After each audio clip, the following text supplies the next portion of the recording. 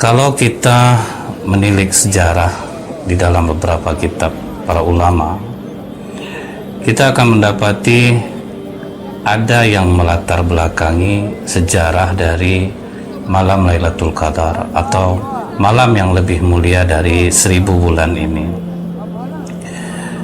Kita bisa melihat di dalam kitab Ihya Ulumuddin karya Imam Al-Ghazali.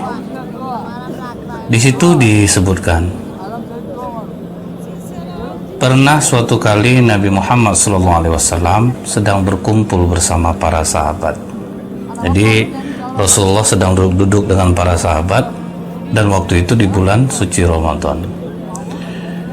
Tiba-tiba sahabat melihat Rasulullah senyum sendiri,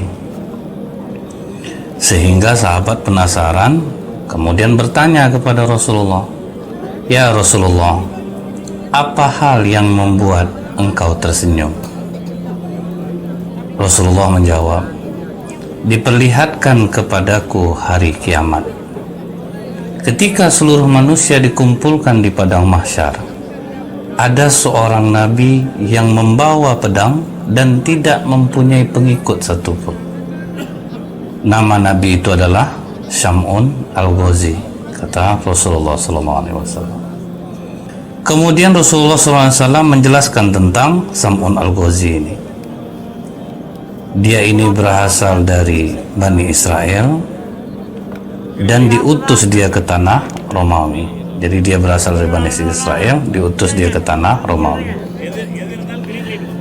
Kerjaan Nabi Syam'un Al-Ghazi ini selalu menyampaikan risalah La ilaha illallah, tiada Tuhan selain Allah. Karena waktu itu paganisme, menyembah berhala ini sedang menjadi-jadinya. Nah, diberilah Nabi Syam'un Al-Ghazi ini suatu kelebihan.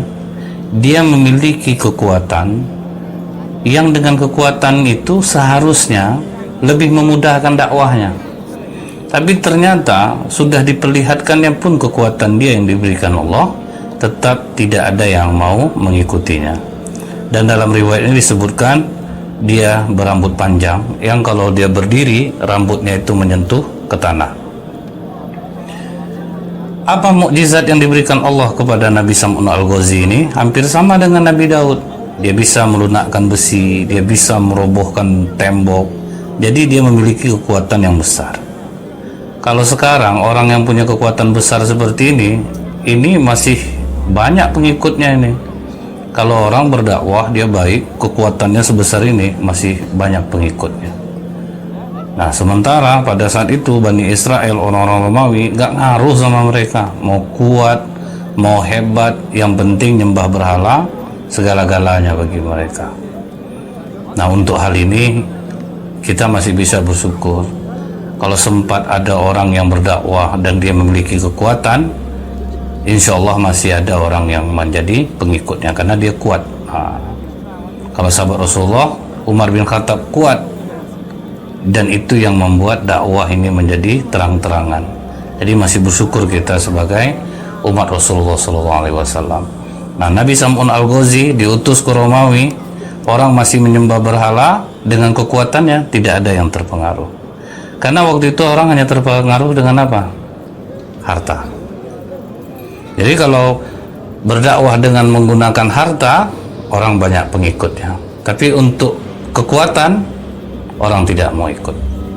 Jadi harta segala-galanya bagi umat Romawi Israel pada saat itu. Dia terus berjuang dengan pedangnya yang ajaib, dan sangat jarang dia merasakan haus dan lapar. Jadi boleh dibilang untuk memfokuskan perjuangannya ini, Syam'un Al-Ghazi banyak berpuasa. Hampir setiap hari dia menahan lapar dan haus. Dan dia tidak merasakan kelaparan sama sekali. Dia fokus, aku berjuang, aku berfokus, jangan mikir makan, jangan mikir minum. Jadi dia puasa sepanjang hari. Dan Allah tetap memberikan rasa kenyang kepadanya. Nah, itu keistimewaan yang diberikan Rasulullah diberikan Allah kepada para nabinya.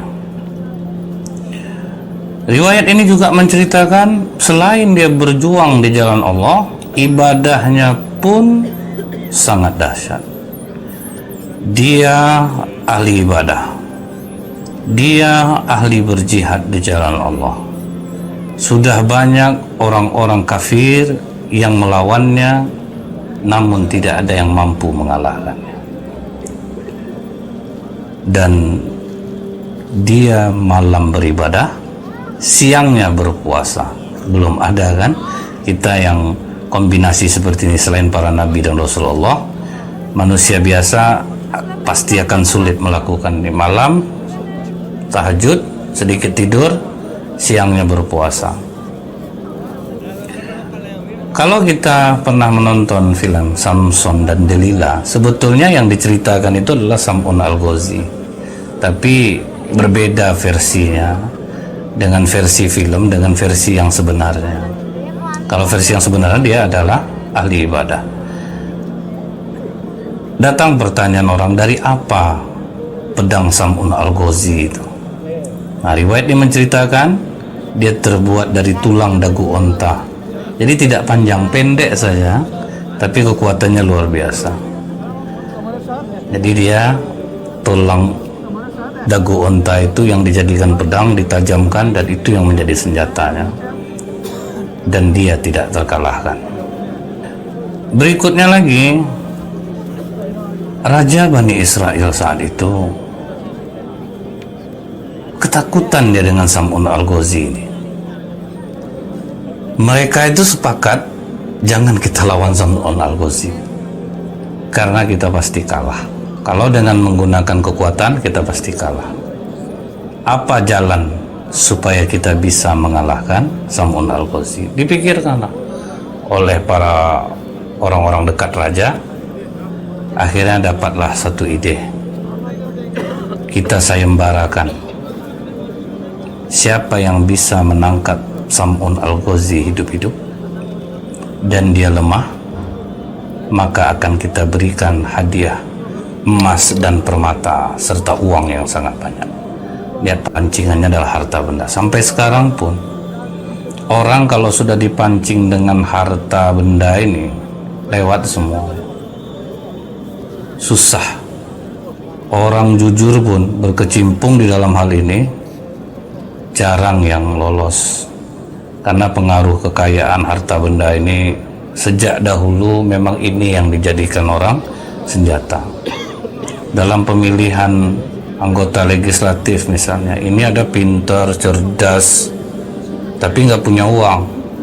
Nah, yang satu lagi ini bodoh, tidak menyenangkan masyarakat banyak, dia hanya menyenangkan segelintir orang, tapi uangnya banyak. Tidak bisa kita pungkiri, yang menang tuh hampir mungkin 60-70% lah yang berduit bodoh menang, daripada yang cerdas tapi tidak punya uang. Alangkah bagusnya dia punya niat baik untuk duduk, kemudian dia punya uang. Nah, ini lebih bagus, karena dengan kekuatan ini yang baik akan duduk jadinya. Jadi alangkah bagusnya, udahlah dia cerdas, punya pula duit. Nah, ini lebih bagus, karena dengan uang ini bisa kita menarik orang kepada kebaikan, bisa menarik orang kepada keburukan. Jangan sampai salah arti, jangan sampai dikatakan saya mengatakan anggota dewan ini yang duduk semuanya bodoh. Tidak. Alangkah bagusnya, sudahlah dia berduit, cerdas pula dia. Kalau cerdas yang duduk, insya Allah aman. Tapi kalau yang tidak cerdas duduk, bahaya. Tunggulah kehancuran, kata Rasulullah, bila amanah dipegang oleh orang yang bukan ahli. Misal para ustadz nih, oh dia banyak jamaahnya, duduk dia jadi anggota dewan, belum tentu bagus. Bisa jadi hancur jadinya, karena itu bukan bidang dia. Makanya saya setuju ketika UAS tidak mau dicalonkan jadi wakil presiden, karena beliau tahu itu bukan bidangnya. Orang yang cerdas dalam bidang itu ya silahkan. Karena nih banyak juga ustadz yang latah nih, dia tahu banyak jamaahnya, udah ceramah dia ke sana kemari, maju jadi anggota dewan, hancur dibuatnya. Karena itu bukan bidang dia. Raja akhirnya mencari cara, dapatlah satu ide lagi.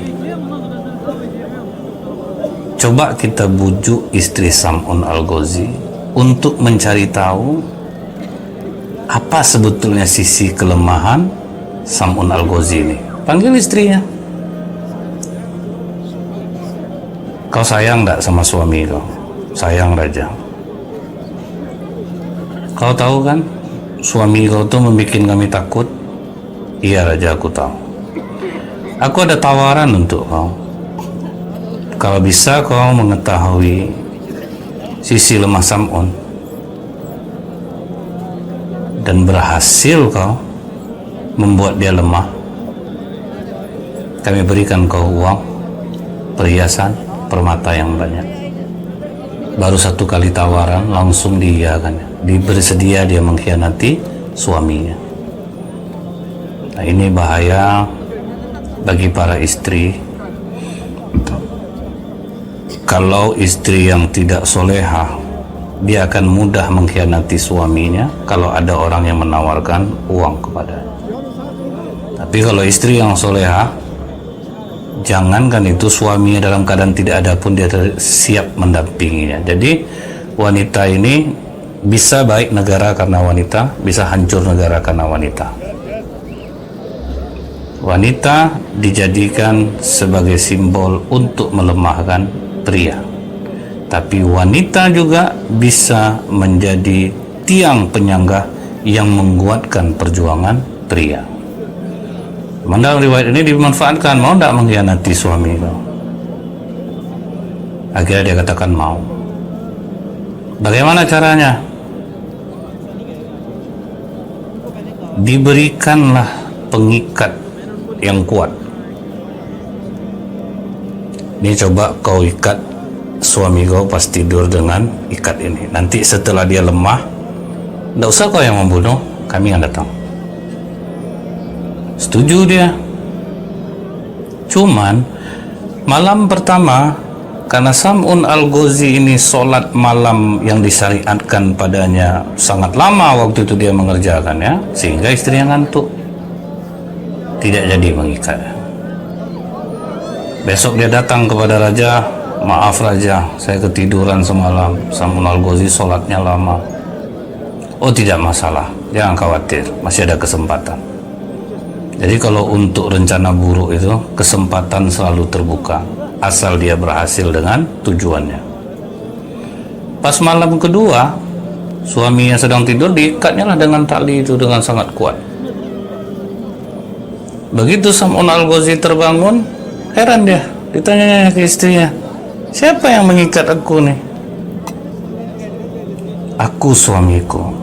Maksud kau apa? Aku hanya ingin mengetahui sejauh mana kekuatanmu.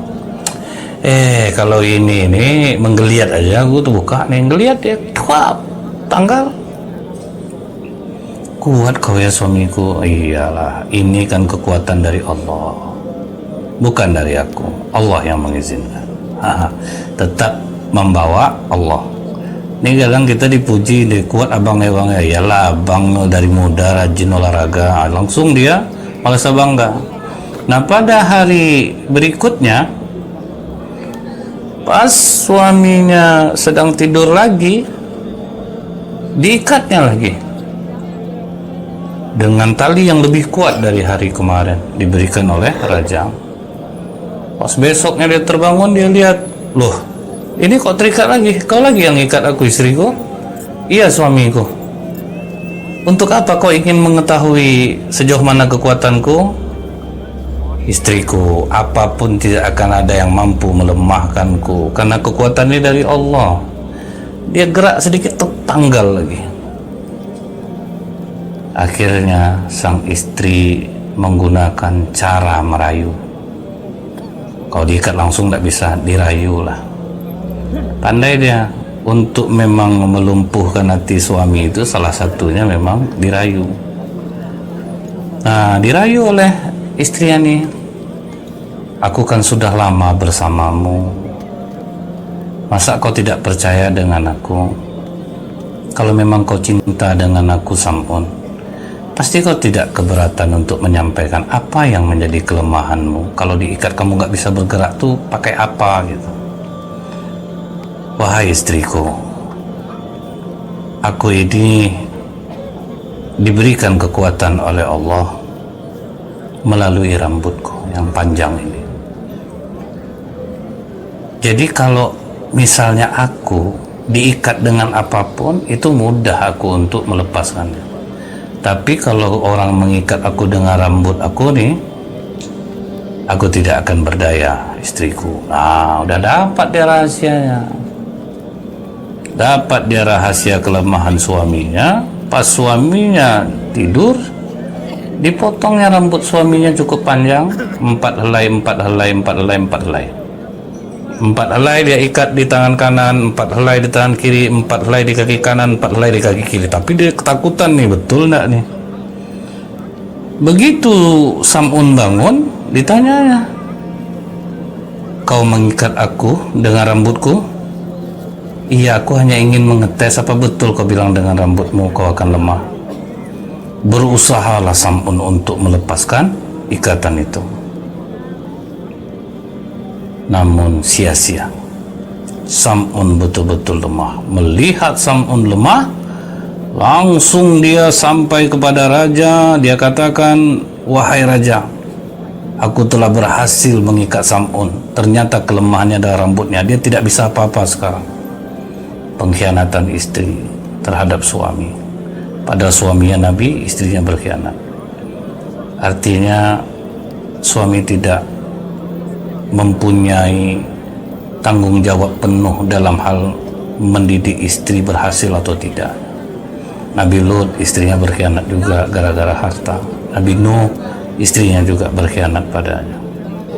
Dibawalah dia oleh orang-orang kafir ini, di bawah perintah raja, diikat dia di tiang utama istana itu, ditegakkan dia di sana, dan mereka tidak mau membunuh secara langsung. Apa yang mereka lakukan dalam riwayat ini disebutkan, dipotong kedua telinganya, dipotong bibirnya, jadi bibirnya dipotong, kedua tangan dipotong, kedua kaki dipotong. Dia disiksa, dibutakan kedua matanya.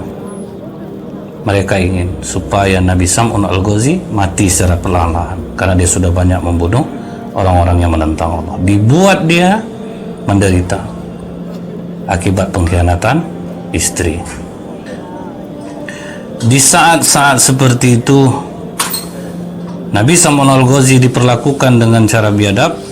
Pertolongan Allah datang melalui malaikat Jibril, langsung datang kepada Sam'un Al-Ghazi. Wahai Sam'un, apa yang kau inginkan saat ini?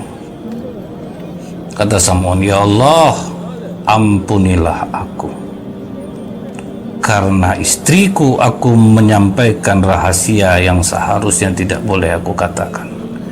Berikanlah kekuatan kembali kepada aku, hingga aku mampu menggerakkan tiang istana ini. Dikabulkan oleh Allah, dikembalikan kekuatan Sam'un. Dia goyang badannya, yang sudah terpotong kaki, dia goyang badannya, runtuhlah istana itu. Semua masyarakat yang hadir, yang nonton di tengah kerajaan itu, semua mati, termasuklah istri Sam'un Al-Ghazi. Dia juga ikut mati. Harta belum dapat dia cicipi, tapi dia sudah mati terhimpit oleh reruntuhan istana itu.